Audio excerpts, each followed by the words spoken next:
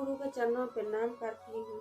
मैया पार्वती के चरणों पर प्रणाम करती हूँ, मेरा प्रणाम स्वीकार हो।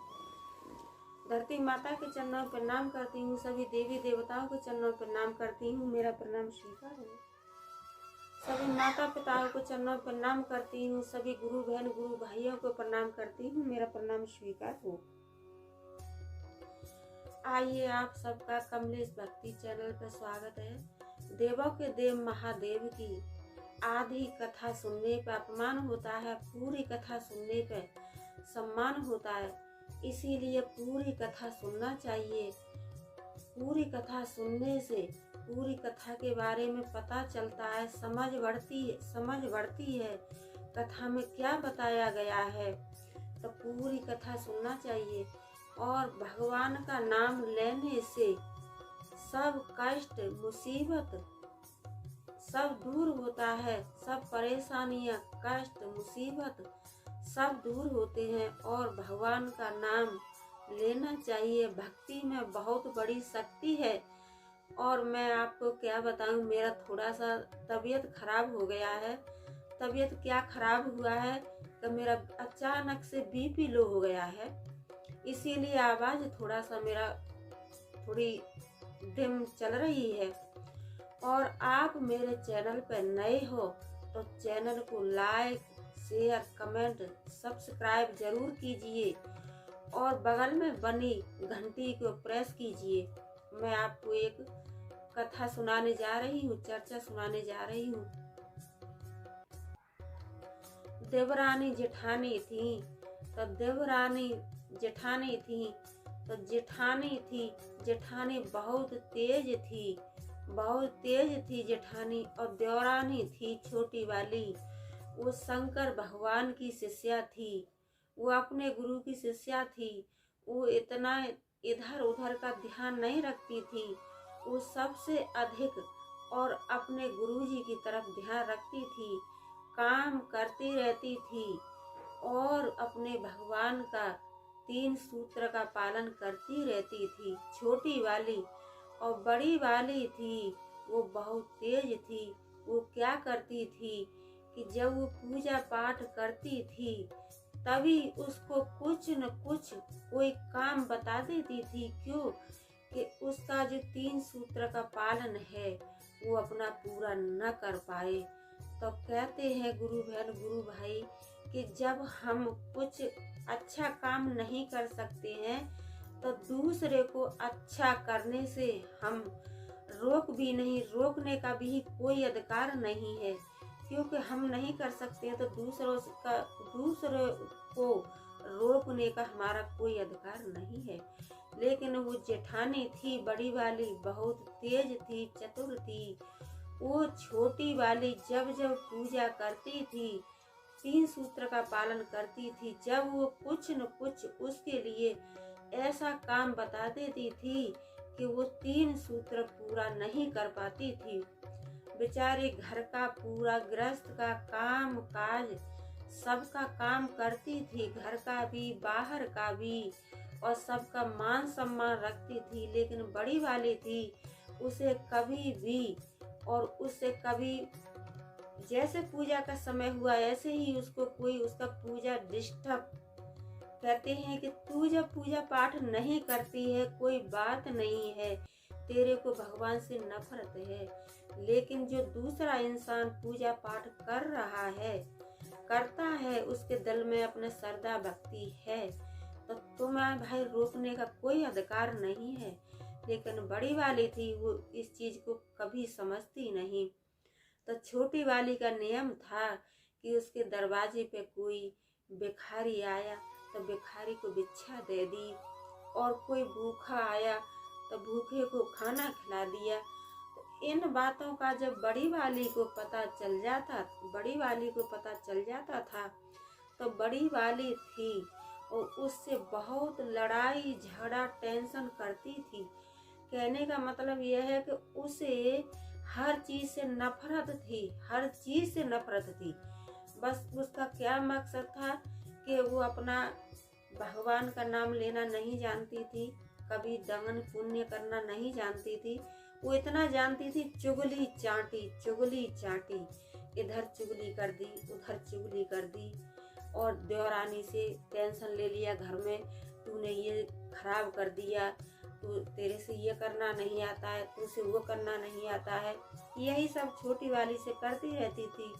लेकिन छोटी वाली थी वो अपने देवों के देव महादेव की और 3 सूत्र का पालन करना नहीं छोड़ती थी। उसे अपना संपूर्ण विश्वास रखती थी अपने देवों के देव महादेव पे। ऐसे ही चलता रहा।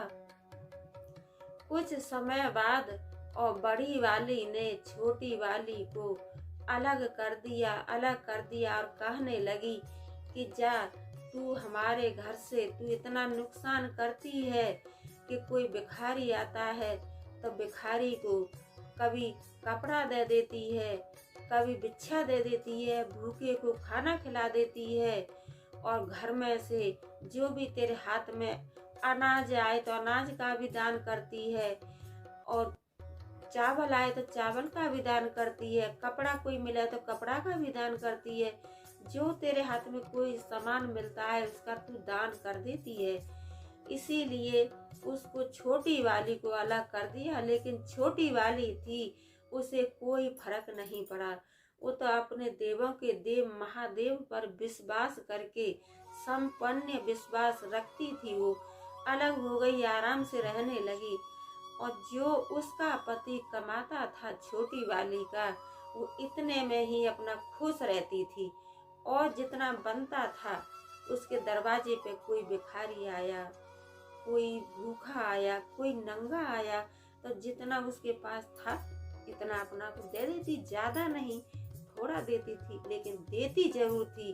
वो कभी अपने दरवाजे से किसी को निराश होकर के नहीं जाने देती। और बड़ी वाली थी, वो बहुत नफरत करती थी भिखारियों से, और क्या भूखों से, और क्या मतलब हर चीजों से नफरत ही था।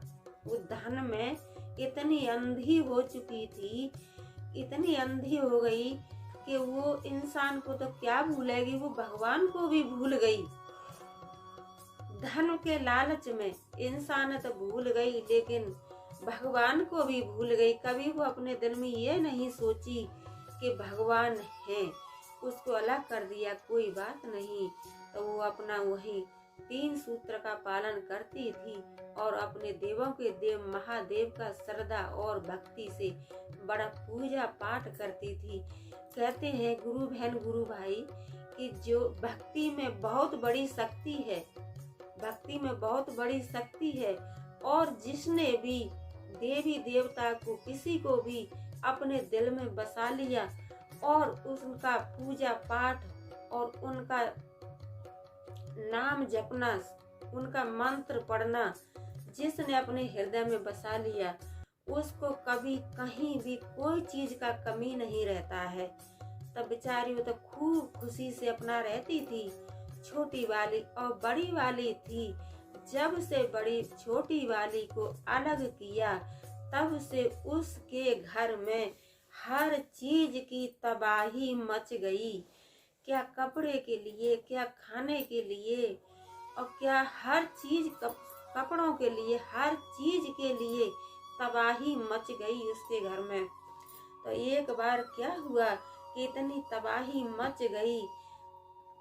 मच गई तो छोटी वाली के पास गई और कहने लगी कि बहन मुझे माफ कर दीजिए, बहन मुझे माफ कर दीजिए। मैं नहीं जानती थी कि भक्ति में इतनी शक्ति है, भक्ति में इतनी शक्ति है कि आप देवों के देव महादेव की शिष्या थी और उनका 3 सूत्र का पालन करती थी और उनसे सुबह शाम दया मांगती थी। तो आज उनकी कृपा से और तुम्हारे पास कोई भी चीज का कमी नहीं है। और मैं इतना नहीं समझती थी कि भक्ति में इतनी शक्ति है। तो बहन, मैं कभी ये सब कामों से, भगवान से, सबसे मैं नफरत करती रही। मैंने न कभी भूखे को खाना खिलाया, न कभी प्यासे को पानी पिलाया, न कभी भिखारियों को कोई भी चीज का दान किया, कोई दान नहीं किया। और बहन, आपने जितना दान किया और सबका मान सम्मान रखा, तो आज तुम्हारे पास देवों के देव महादेव की कृपा से कोई भी चीज का कमी नहीं है। और बहन मुझे भी बता दीजिए कि आप 3 सूत्र के बारे में मुझे बता दीजिए, कैसे करती हो और क्या विधि है, क्या विधि है, क्या विधान है बहन, हम मुझे भी बता दीजिए। तो छोटी वाली ने विध सब कुछ नियम कानून सब बता दिए। तो बड़ी वाली भी थी, वो अपने देवों के देव महादेव का 3 सूत्र का पालन करने लगी और जहाँ चर्चा होती थी वहाँ जाती थी। तो उनकी कृपा से उन बड़ी वाली का भी धन दौलत से कोई चीज से कमी नहीं रहा। तो कहते हैं कि जो जैसा करता है वो ऐसा ही भरता है, और जो दान पुण्य करता है उसको आज नहीं तो कल और कल नहीं तो परसों मिल ही जाएगा। और वैसे तो कहते हैं कि दे करके और लेने की आस नहीं रखनी चाहिए, दे करके लेने की आस नहीं रखनी चाहिए। भगवान तो भगवान है, वो तो कभी भी दे सकते हैं, लेकिन दे करके कभी लेने का अनुमान नहीं रखना चाहिए कि मैं किसी को आज 2 रोटी खिला दिया हूँ तो मुझे 2 रोटी कहीं से मिलेंगी। वो तो देने वाले परमात्मा ऊपर, देवों के देव महादेव महान सर्वश्रेष्ठ देवता ऊपर बैठे हैं।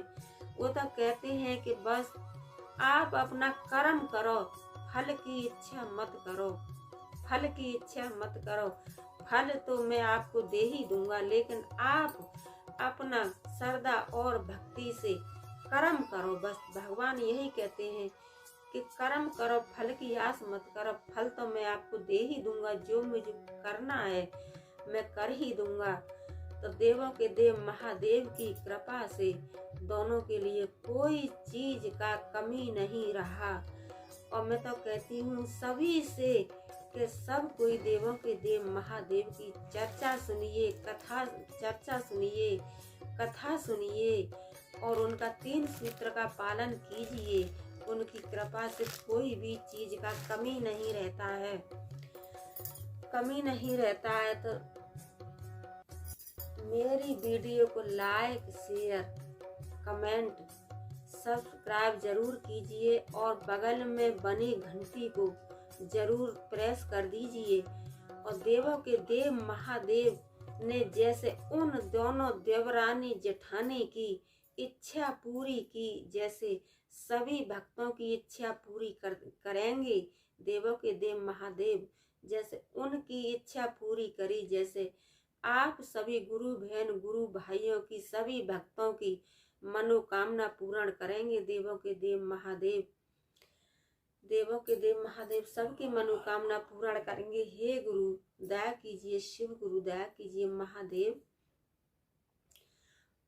बोलो मैया पार्वती की जय, बोलो शंकर भगवान की जय। हर हर भोले, ओम नमः शिवाय।